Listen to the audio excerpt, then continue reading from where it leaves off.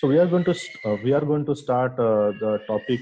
Today's topic is project management life cycle, and we already have a little bit of discussion that the project management life cycle is not a software development life cycle. Okay, so we can say project management is one of the skill which required to fulfill the all the criteria to complete that project or particular task or any product we required it. Okay, so we already have some definitions again. Then project is just like a temporary that has a defined beginning and in time. So it's just like one of the portion or schedule or activities that is to be carried out, and which has a specific time where I'm going to begin my project and ending the project. Okay, which I'll also have spoken other resources also. Okay, and one more thing, it's not a part of routine operation. Okay, it's a unique kind of work we are going to look at. Okay, you can say that if I'm going to everyday office and do the different kind of task and all, it is a part of routine activity. But we are if you are working on any particular project, then you can't say that it is my routine work, because every project may be different from one another, because each and every iteration may have different challenges, which different kind of task. And we can't say that this is my routine work. Just like any banking work, if someone is having a role of cashier, so he's having maybe a routine task like to give the cash amount to the customer, and how he's going to manipulate or is going to manage the all the ledgers and his balance sheets and all. This is a different kind of routine work. But sometimes if you are working in just like an IT company we are working, we don't have that kind of routine work. Every time we have different kind of projects and different kind of scenarios we come across, and we develop a software which are not visible by our eyes, but it is just like a logical implementation of that particular software, and where we write down the code with every time maybe get it so much challenges. Sometimes we are making a software for banking environment, not necessarily I'm going to make a software for banking. Sometimes they can shift me to the another project like insurance domain. Sometimes they have finance domain. Sometimes they may have telecom domain. Okay, healthcare domain. So many things. Even though if you look at the insurance kind of work, the loan insurance is different than the health insurance is different than your vehicle insurance. Okay, so every insurance having different policies and different parameters, including your life insurance also. Okay, so even though if I'm working on life any insurance domain, they have so many small subdivisions related to it. Okay, so you can say it's a unique kind of work. We are working on that, and most important thing is that we have to work on time and within the budget also. Okay, so project management, what they mentioned that they required skill, knowledge, and techniques to execute particular project. Skills means whatever the म्हणजे आपला जी गुणवत्ता असेल किंवा जे म्हणजे कौशल्य असेल ते स्किल झाले. ओके, ते स्किल इम्प्लिमेंट करताना आपण ज्या काही पद्धती वापरतो त्या टेक्निक झाल्या, आणि या सर्व गोष्टीला काही कालानंतर आपल्याला काही थोडंफार ज्ञान मिळतं, नॉलेज मिळतं, तो एक प्रकार आहे. आणि सगळ्यात शेवटी याच्यामध्ये अजून एक महत्वाचं म्हणजे experience. Experience you will not get in any market. You have to earn that experience. You have to earn it by so many days of working. Okay, so experience हा एक वेगळा प्रकार झाला. नंतर असं म्हणू शकतो की जमलं तर शिक्षण, नाहीतर मग आपण म्हणू शकतो आपल्याला राजकारण, असं ते म्हणून. समजा मी एखाद्या गोष्टी करतोय की ते आपल्याला मिळालेलं शिक्षण असेल की आपण काहीतरी वेगळं राजकारण केलं असं समजू आपण. तर this is kind of you can say it. Okay, so project management life cycle, which come across different stages or groups, we already discussed about it. What is there? Initiating the project, planning the project, executing, monitoring, controlling, and closing. These are the 5 different groups we can say the project management process come across. Okay, initiating the project, planning it, executing, and after executing we have to monitor and control the things, and then last one is closing the project. Okay, so the project management life cycle, it come across this is kind of phases over here. Okay, now that day I told you about one of the diagram here mentioned.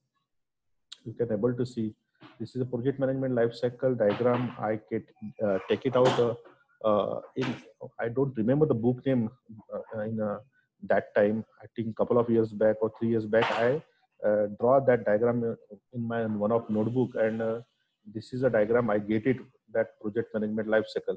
Even though some authors have different kind of project management life cycle diagram also, maybe I don't have right now it with me, but they have. I think Akshay that day I again share some PDF file with I think 120 pages. है ना Akshay? Akshay? 1 minute. Okay. I think that day he also shared some notes over there, and I get it also that somewhere from the website, same notes I think. Yes, sir. बोलिए. Huh? Hello. Yeah. I get it that notes also. Hello. Hello. बोला. Hello. Yes. I'm able to hear you. Hello. Yes. Hello. Hello. अरे ऐकू येतोय तुझा आवाज येतोय. Hello.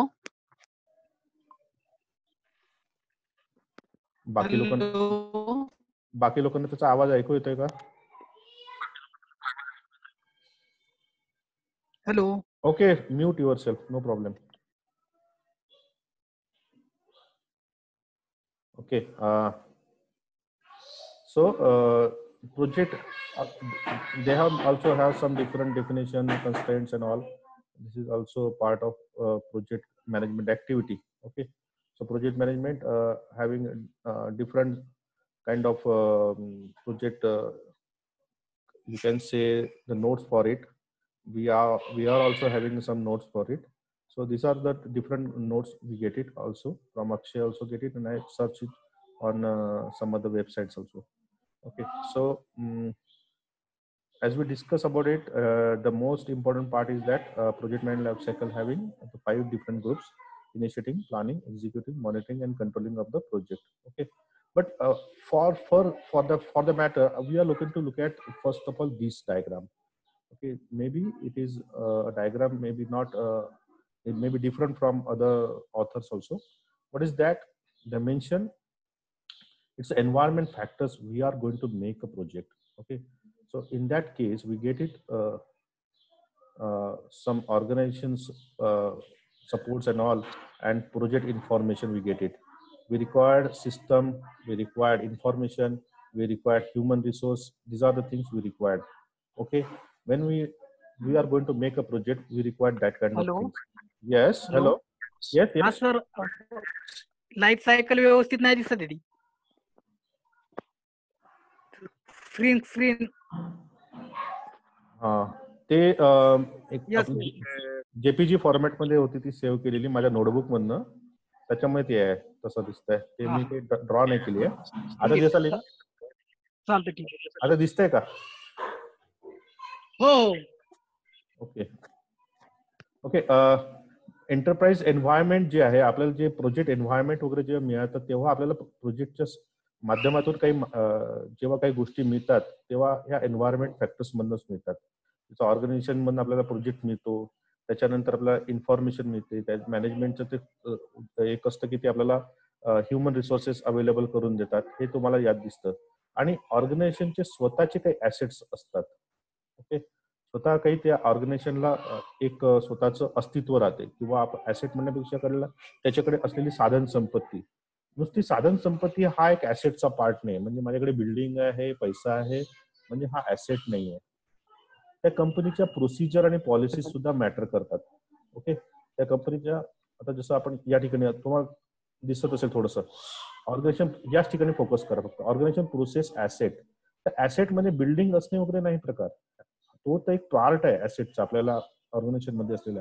पण एखाद्या ऑर्गनायझेशन काही प्रोसिजर असते, त्याची पॉलिसीज असतात, त्याचे स्टँडर्ड्स असतात, त्या गाईडलाईन्स असतात, त्याची एक प्रोसेस असते, डिफाईन्ड प्रोसेस असते, त्या कंपनीचे हिस्टॉरिकल इन्फॉर्मेशन असते, आणि त्या कंपनीला खूप सारे लेसन्स म्हणजे अनुभव मिळालेला असतो.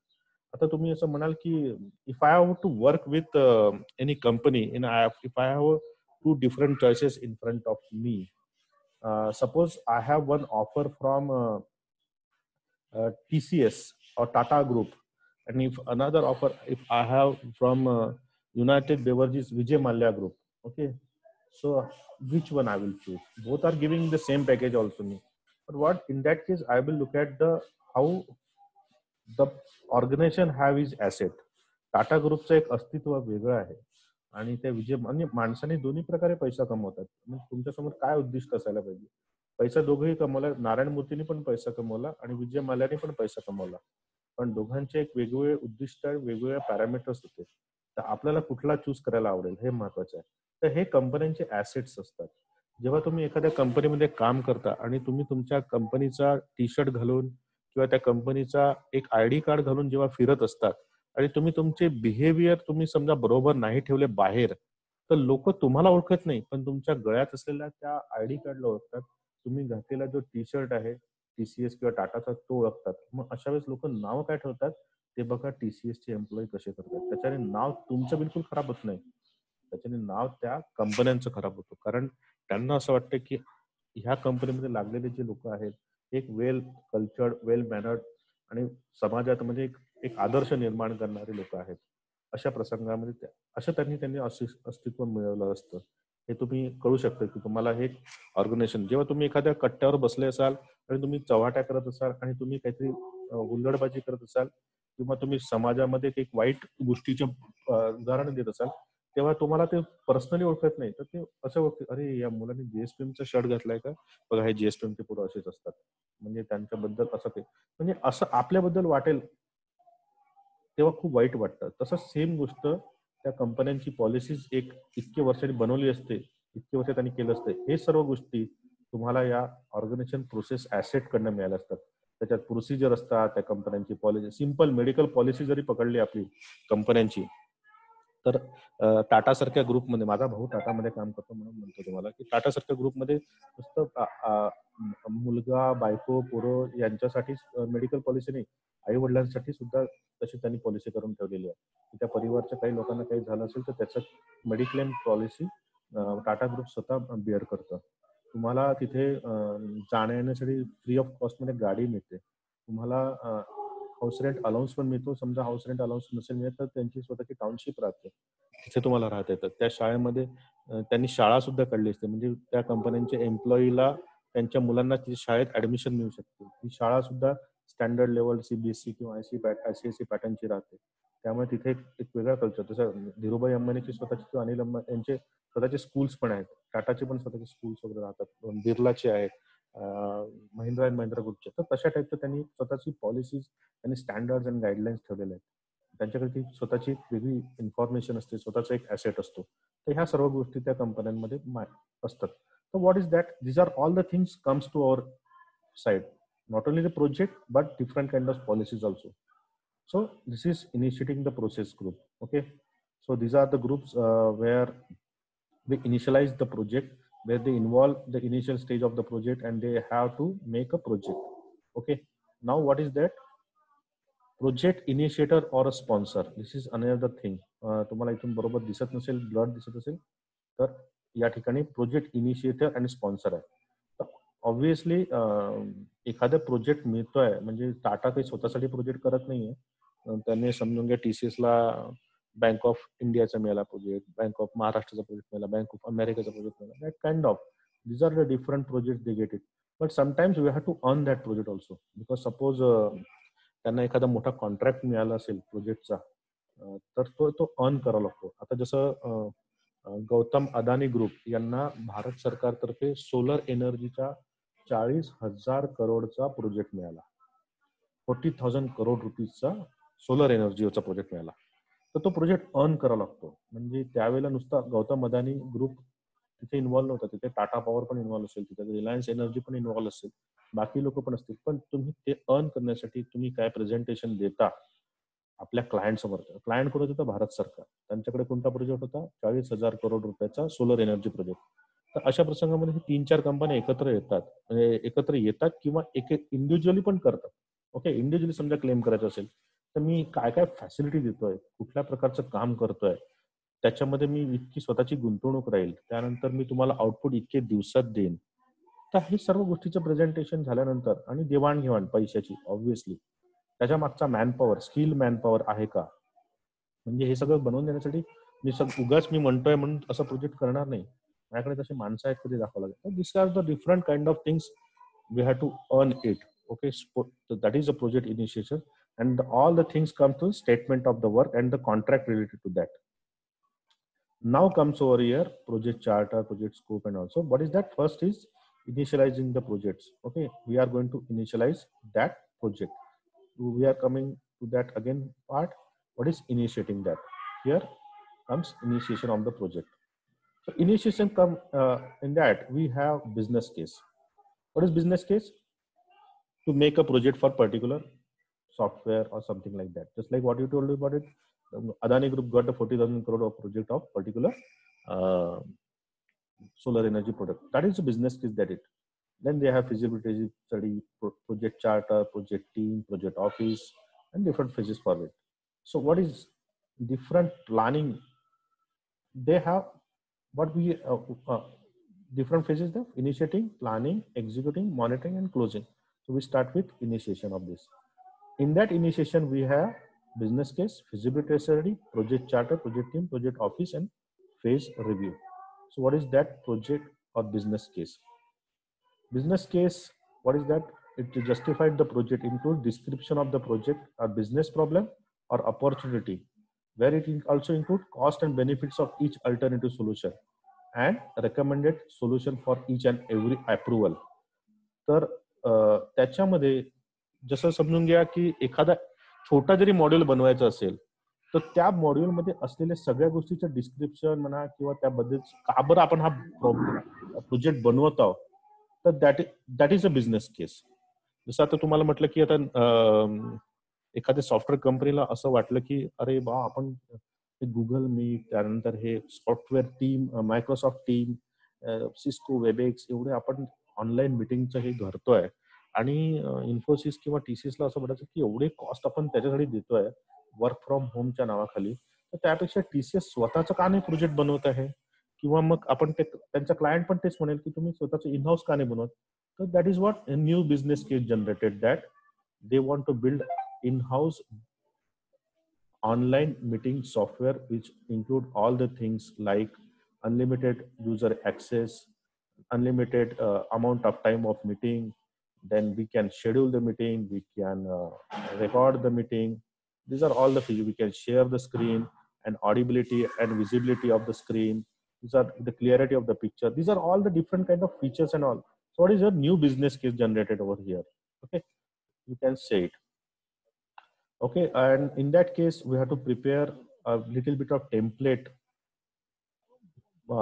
which kind of expenditure we are going to expect for particular project. एखाद्या छोट्या मॉडेलवर त्याच्याबद्दलचं काय एक्सपेंडिचर येऊ शकतं, की बिझनेस केस केव्हा चालू होईल, कम्प्लीट केव्हा होईल, त्याच्यासाठी आपल्याला कुठले पैसे लागणार आहे का, आणि नुसते पैसे लागत नाही तर त्यासाठी आपल्याला अप्रुव्हल्स लागतात. सर्वात महत्वाचं म्हणजे जसं आता एखादी आपल्या वडिलांना जरी असं म्हटलं की मला हे घेऊन द्या मला विकत, ओके, तर त्याचं पण आपल्याला एक अप्रुव्हल घ्यावं लागतं, कारण भले आपले वडील आहेत पण त्याला हे सगळं घर चालवावं लागतं. या सर्वांचे कॉमन गोष्टी करून झाल्यानंतर मग एखादी नवीन वस्तू त्याला घ्यायसाठी त्यांना घ्यायसाठी खूप परिश्रम करावे लागतात आणि मग विचार करावा लागतं, आणि मग त्याच्यानंतर ते अप्रुव्हल सगळं बरोबर क्लिअर असेल तेव्हा ती वस्तू आपल्या घरी येते. ज्याचं जेमतेम घर चालतं हे त्याला कळतं. आता मी स्वतः माझं घर चालतं, मला कळतं की कुठली वस्तू घेऊ शकतो आणि नाही घेऊ शकत. This are kind of approval things. What our company also like that. आपली कंपनी सुद्धा आपले पालकच आहे. त्या कंपनीकडे पण स्वतःची इन्कम एक्सपेंडिचर असतं आणि नवीन गोष्ट जेव्हा घ्यायची असतात तेव्हा त्यासाठी बजेटिंग जे असतं ते फार महत्वाचं आहे. Okay, so we are going to look at that matter also. So what is that? Business case is referred to frequently during the project to determine whether it is currently on track and end of the project, success and measured against the ability to meet the objectives. तर ही complete एक scenario आहे ज्याच्यामध्ये start पासून end पर्यंत तुमचा project कसा progress करतोय हे तुम्हाला दिसत पडतं. ओके, तर त्यात तुम्ही बऱ्याचशा गोष्टी नमूद केलेल्या असतात की सक्सेस क्रायटेरिया काय आहे, फेल्युअर क्रायटेरिया काय आहे. एखादी गोष्ट एवढी जरी मिळाली तर आपण म्हणू शकतो आपला सक्सेस क्रायटेरिया आहे. जसं आता उदाहरणार्थ आपण म्हटलं की चांद्रयान मोहीम ही फेल झाली समजून घ्या, किंवा मग असं काही झालं ते, what is the major success criteria over there. आपल्याकडे फक्त शेवटले आपण 3 to 5 minutes we lost it. That is means we have 99% success criteria. We measure that success criteria 99%. तिथपर्यंत यान पोहोचलं हे एक आपलं सक्सेसफुल झालं. शेवटला फक्त 10 फूट 15 फूट आपण नाही पोहोचू शकलो. That is the only thing. That is we can measure success criteria. So what is that? By using business case, we can template have different kind of research of the business problem and opportunity. म्हणजे आता जो business केसचा अर्थ झाला की जो नवीन गोष्ट आपण करणार आहोत, आपण का करणार आहोत, आपल्याला काय प्रॉब्लेम आहे म्हणून करणार आहोत, आणि त्याच्यामुळे आपल्याला काय अपॉर्च्युनिटी मिळेल. ओके, म्हणजे जसं मी म्हटलं की आपल्याला ऑनलाईन याच्यासाठी खूप पैसे चालले आहेत आणि त्यासाठी खूप कॉस्ट बेअर करावं लागते पर युजर लायसन्ससाठी. तर खरंच हे वर्दी आहे का आणि आपण ते करू शकतो का? प्राजक्ता बडे के वाय म्हणजे काय मला नाही कळलं. Prajakta, any problem? Sorry, sir. Sorry. Okay. So research of the business problem and opportunity. Then we have to find out the alternative solutions available. आता खरंच करायचं गरज आहे का, किंवा त्याच्यासाठी दुसरं तोड आहे का, आपण एवढं पैसे समजा वाचवतो का खरंच. आता कोणी म्हटलं की सर हे सगळं एन्व्हायरमेंट फुकटमध्ये फ्रीमध्ये मिळत आहे तर ठीक आहे, किंवा याच्यात एवढीच कॉस्ट आहे ते पण ठीक आहे, पण आपण हा सॉफ्टवेअर बनवून एवढे मॅनपॉवर लावून आपण स्वतःसाठी एवढा प्रोजेक्ट बनवत आहोत आणि त्याचे आपल्याला किती रुपये खरंच फायदा होणार आहे का, आणि इतके लोक ते वापरू शकतात का. This are different alternative solution we have to find it out. Benefits and cost of each solution. प्रत्येक गोष्टीसाठी हे फीचर आहे तर याचं काय बेनिफिट आणि त्याची कॉस्ट काय. ओके, हे सगळ्या गोष्टीचं त्याच्यात एक अहवाल असो किंवा एक अनालिसिस असतं. आणि preferred solution for your sponsor, म्हणजे तुमच्या स्पॉन्सर म्हणजे आपल्याला जो प्रोजेक्ट देणार आहे. आता भले इन हाऊस प्रोजेक्ट असेल, जसं TCS ला स्वतःचा जरी प्रोजेक्ट असेल तर टाटा सन और Tata group they are sponsor for your project, and the people who are involved in their stake or they have share in the Tata Group or Tata Sun, they are sponsor also. And most important, you have to identify the risk and with the implementation. So एक business case म्हणजे असं काही नाही complete project. It's just like a environment where we get a product and what is the cost of product, when we are going to build a software, when we are going to get that product, आणि त्याच्यामध्ये आपण किती खरंच फायदा मिळवला, किती त्याचा उपयोग झाला, हे महत्वाचं. तर समजून घ्या, आता कोणी म्हटलं की आपण सेलेनियम हा एक ऑटोमेशन टूल वापरतोय, तो फ्री ऑफ कॉस्ट आहे, त्यामुळे काही टेन्शन नाही, पण त्याच्यामध्ये हे फीचर नाही आहे, ते फीचर नाही आहे, हे फीचर नाही आहे, ते फीचर नाही, हे त्याचे कॉन्स झाले, त्याचे प्रॉब्लेम झाले. मग हे फीचर कशात आहे, तर QTP मध्ये आहे, हे फीचर दुसऱ्या सिल्क टेक्नॉलॉजी टूल्स मध्ये आहे, मग ते घ्यावं लागतं. मग त्याची तर कॉस्ट आहे, कारण तिथे काही फ्री ऑफ कॉस्ट नाही आहे जसं सेलेनियम आहे. मग समजा ते आपण घेणारच आहोत, मग ते पर युजर लायसन्स किती कॉस्ट आहे, हे किती दिवस वापरणार आहे, मग अशा टाईपचे आपल्याकडे किती प्रोजेक्ट्स आहेत जेणेकरून ज्याच्यामध्ये फक्त QTPचा उपयोग होतो. मग समजा असंच आहे तर मग स्वतःचा का नाही बनवत. That all the things come over here, just like a business case is generated in this way. Okay, कधी कधी क्लायंट स्वतः म्हणतो की बाबा नाही माझ्याकडे आजकाल तुम्ही ते ऑटोमेशन वापरत नाही, पण खरंच गरज आहे का त्याला.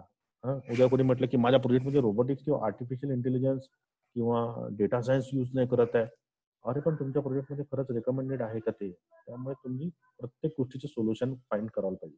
ओके, आता उद्या समजा चंद्रयान मोहीमसाठी म्हटलं तर ऑब्व्हियसली ते म्हणजे आर्टिफिशियल इंटेलिजन्स पाहिजे, आणि ते मशीन स्वतः ते काम करणार, तिथे इतक्या दूर जाणार माणूस तर कोणी जाणार नाही, ते मशीन करणार आहे काम ते सगळं, तर त्या ठिकाणी आपल्याला कामाच पडतं. Okay,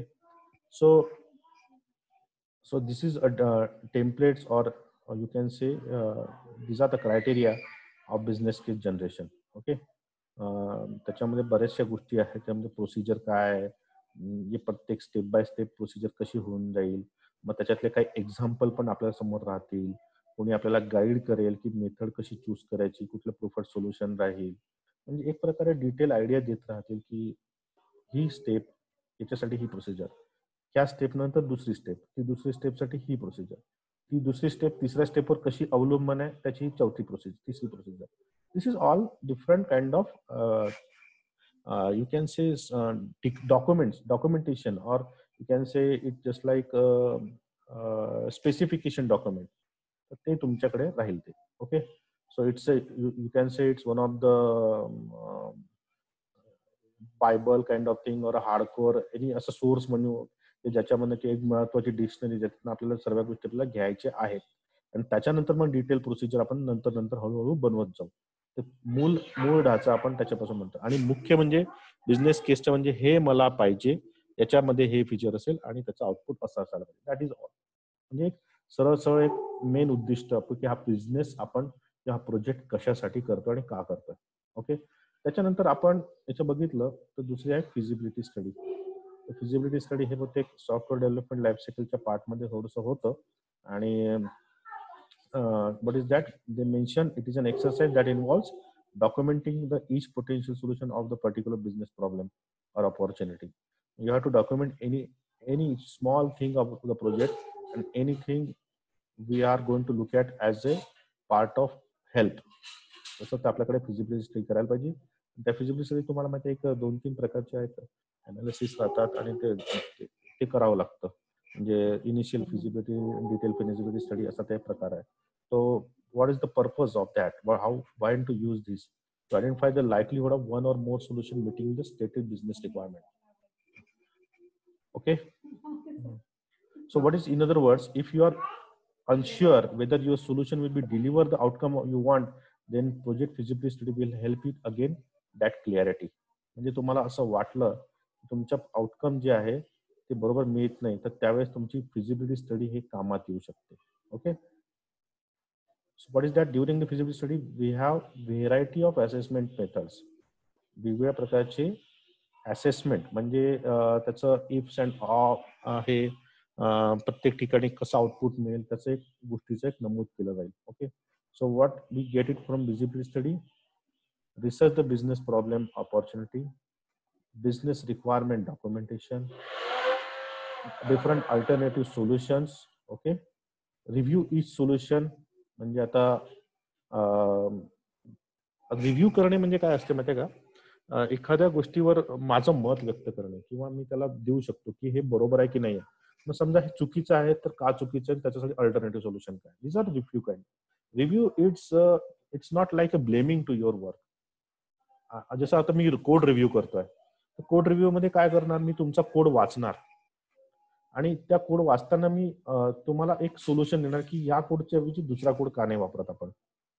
What is that? It is not blaming that your code is very poor or something that I'm going to find out the best alternative solution on it, or else I am going to tell you that the code you generated may have more space occupation. The time execution will be taken more time. त्याच्यामध्ये एवढे conditions लावलेले आहेत आणि मग तो कंपायलरला तेवढा वेळ लागेल प्रोग्राम एक्झिक्यूट करायला आणि आउटपुट तसं मिळणार नाही. This is kind of thing I can get it.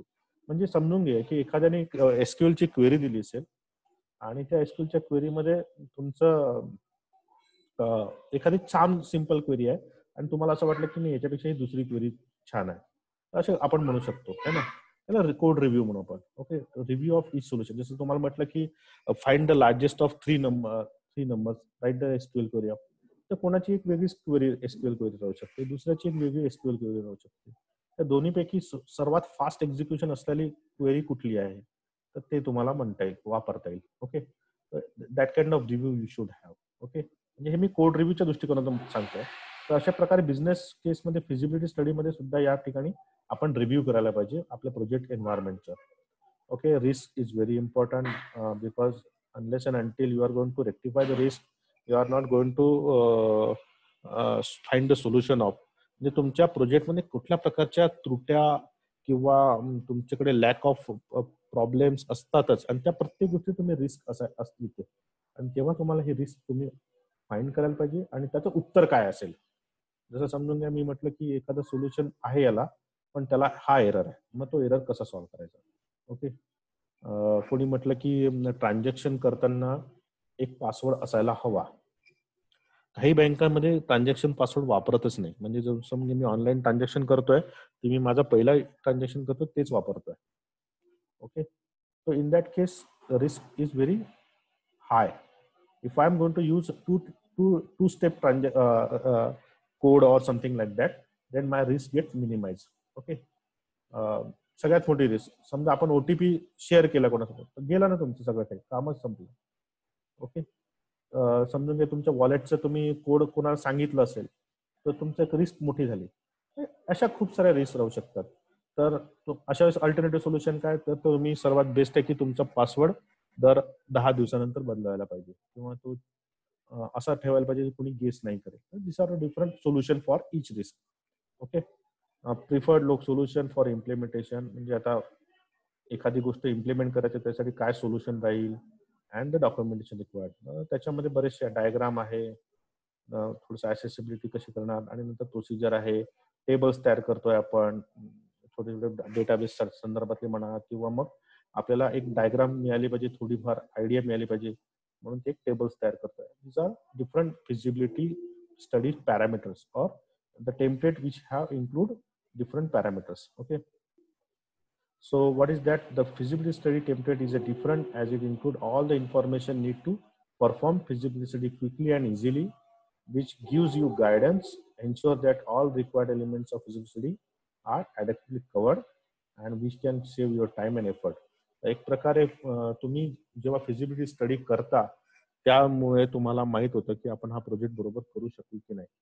आणि उद्या समजा तुम्हाला म्हटलं की तुम्हाला चांद्रयान प्रोजेक्ट बनवायचा आहे, तर तुम्ही ते करणार का हा विचार. उद्या समजा तुमच्याकडे मी आलो, म्हटलं मला एक किराणाचा प्रोजेक्ट बनवायचा, किराणा दुकानाचा, तर त्यावेळेला तुमची वेगळी स्टडी राहील. तुम्ही त्या दृष्टिकोनातून विचार कराल आणि त्याच्यानुसारचे सगळे पॅरामीटर्स तुम्ही यूज कराल आणि इन्व्हॉल्व्ह कराल. ओके.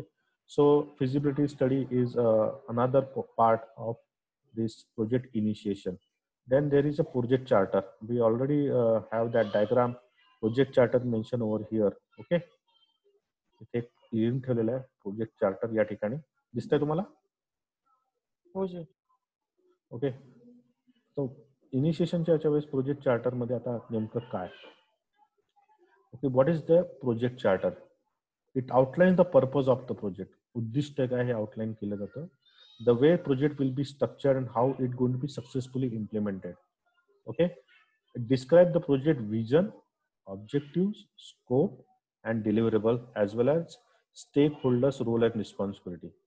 म्हणजे एक प्रकारे हा एक आपण विजन म्हणजे काय आता सांगा. विजन म्हणजे एक प्रकारे दूरदृष्टी काय, हा प्रोजेक्टची दूरदृष्टी काय है ना, हा एक विजन झाला. ओके. मग तो दूरदृष्टी पूर्णसाठी माझ्याकडे काय ऑब्जेक्टिव्ह आहे, माझा एम काय. स्कोप म्हणजे त्या प्रोजेक्ट मध्ये फीचर्स काय, कुठपर्यंत हा प्रोजेक्ट करू शकतो, त्याचे काही लिमिटेशन्स आहे काय का. आणि डिलिव्हरेबल्स म्हणजे हा खरंच आउटकम निघेल की नाही. ओके. तो आउटपुट त्याचा मिळाला पाहिजे. Deliver, I am going to deliver that project. So this is kind of you can say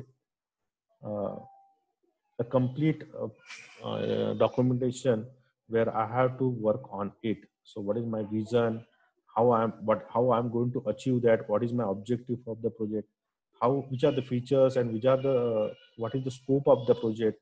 You can say it's a very limited scope. म्हणजे समजा कोणी म्हटलं तुम्हाला प्रोजेक्ट मध्ये अरे हा किती छोटा प्रोजेक्ट आहे, त्याच्यात काही दम नाही. जसं तुम्ही 6व्या सेमेस्टरचा प्रोजेक्ट जर बनवायला गेले आणि त्याच्यामध्ये तुम्ही म्हटलं की सर हे ऑनलाईन शॉपिंगचं आहे. मी म्हटलं कसली ऑनलाईन शॉपिंग, तर मग त्यांनी म्हटलं की सर हे इलेक्ट्रॉनिक इक्विपमेंटची ऑनलाईन शॉपिंग आहे. मग इलेक्ट्रॉनिक इक्विपमेंट मध्ये कितीतरी प्रकारची इलेक्ट्रॉनिक इक्विपमेंट आपल्याकडे आहे, तर ते सगळे इक्विपमेंट त्यात आले का, तर समजा नाही येत आहे, तर म्हणू शकतो की आपण हा स्कोप याचा फक्त इलेक्ट्रॉनिक इक्विपमेंट म्हणजे त्याच्यातही वॉशिंग मशीनची इलेक्ट्रॉनिक त्याच्यामध्ये आलं, किंवा मग मिक्सरमध्ये आलं, किंवा मग तुम्ही टीव्ही मध्ये येऊन गेले. कारण इलेक्ट्रॉनिक्स मध्ये तर खूप सर्व काही आलं, बरंच काही येऊ शकतं. त्याचा स्कोप एवढाच आहे. मग आपण त्याच्या प्रोजेक्टचं नाव आपण म्हणू शकतो की laptop repairing or something like that, or mobile shop. म्हणजे आपण त्याचे मग स्कोप हळूहळू मग त्या मोबाईल शॉप मध्ये सगळ्या गोष्टी आल्या पाहिजे. ओके. अशा टाईपचा आपण स्कोप आपल्याला असायला पाहिजे. त्यानंतर मग त्या प्रोजेक्ट चार्टर मध्ये डिस्क्राईब केलं ते स्टेक होल्डर्सचा रोल अँड रिस्पॉन्सिबिलिटी. आपण याबद्दल अजून एकदा बोललोय. शेअर होल्डर हे नाही, स्टेक होल्डर म्हणजे ज्यांचं स्टेक आहे प्रोजेक्ट, ज्यांचं हित आहे या प्रोजेक्टमध्ये. हित असणे म्हणजे त्या प्रोजेक्ट मधून मला काहीतरी मिळणार असं नाही. ओके. आता समजून घ्या गव्हर्नमेंटनी समजा स्पेस रिसर्च किंवा नासा इस्रोने काही प्रोजेक्ट बनवले आहे, तर आपण म्हणतो चंद्रयान प्रोजेक्ट एवढा हजारो करोड रुपये खर्च करायची गरज काय, त्याच्यामध्ये माझं काय हित आहे, काय नाही. त्याच्यामध्ये मानवाची उत्पत्ती किंवा याचा उत्पत्तीचं काय सोर्स होतं ते माहित होऊ शकतं आणि त्याच्यानंतर पृथ्वीवर त्याचे काही परिणाम होतात का हे शोधण्याचं काम होऊ शकतं. पण त्याचा अर्थ असा नाही की त्याचं हित आता संपलं आहे आपलं सगळं काही. हवामानाच्या तंत्रज्ञानाबद्दल आपण आज खूप पुढे आलेलो आहे. पण त्यावेळेला समजा कोणी सॅटेलाइट कोणी ठेवले असेल तर आपण म्हणू शकतो अरे कशाला हे सॅटेलाइट्स वगैरे ठेवून दिले, तर आपल्याला काय त्याचं अर्थ, आपलं हित काय त्याच्यामध्ये. हित असं आहे की भैया आज आपल्याला माहित होतंय की केव्हा आपल्या समोर सायक्लोन येणार आहे, पाऊस केव्हा पडणार आहे आणि त्याच्यानुसार अंदाज लिहू शकतो आपण. These are the stake of our farmers. These are the stake of our every individual person. प्रत्येक व्यक्तीसाठी हे एक आहे. तर आपण म्हणू शकत नाही की स्टेक होल्डर म्हणजे शेअर होल्डर वगैरे प्रकार आहे. स्टेक्स म्हणजे ज्याचं कुणाचं प्रोजेक्टमध्ये हित आहे ते सर्व लोक. त्याच्यामध्ये डेव्हलपर्स पण राहिले, त्याच्यामध्ये प्रोजेक्ट बनवणारे लोक आले किंवा त्याच्यामध्ये बिझनेस हेड्स आले, त्याच्यात बिझनेस अनालिस्ट आले किंवा डोमेन एक्सपर्ट आले. हे सर्व लोकांची रोल अँड रिस्पॉन्सिबिलिटी काय त्याच्यामध्ये असतं. So what is that project charter also non as team terms of references and project definition report. तुम्ही या शब्दाला तुम्ही बघा, या शब्दाचा अर्थ पूर्ण तुम्हाला समजून जाईल. त्याच्याबद्दल आपण उद्या परत बोलू, कारण फक्त 1 मिनिट राहिलेलं आहे. आपलं सेशन 12:30 चालू झालं होतं आणि आपण आउट ऑफ रनिंग टाइम चाललोय. तर एवढंच मला म्हणायचं आहे. प्रोजेक्ट चार्टरच्या बद्दल आपण थोडंसं अजून उद्याच्या लेक्चरमध्ये आपण थोडंसं अजून बघू याबद्दल, आणि ही डायग्राम सुद्धा आपण त्यामध्ये बघू. ओके, होपफुली तुम्हाला थोडंफार समजलं असेल. मी असं म्हणत नाही सर्व काही, पण सुरुवातपासून थोडंफार समजलं असेल याच्याबद्दल. You get it? समजलंय सर बऱ्यापैकी. ओके ओके, ठीक आहे. अक्षय मध्येच गेला होता अक्षय आणि आता परत आला. कुठे जातो बाबा? कनेक्टिव्हिटी एस्टॅब्लिश होत नसेल त्याची. थोडासा प्रॉब्लेम येतोय नेटवर्क मध्ये, आणि झूमवर आपण एकटेच नाही आहे, बरेच लोक त्याच्यात इन्व्हॉल्व आहे, लहान मुलांच्या सेशन पासून सर्वांची, त्यामुळे त्याच्यावर येत असेल कदाचित. ओके, नेटवर्क कनेक्टिव्हिटीचा खूप मोठा इश्यू येतोय सध्या. Okay, we will continue tomorrow. Okay, yes okay, Yes. Okay, thank you. Okay.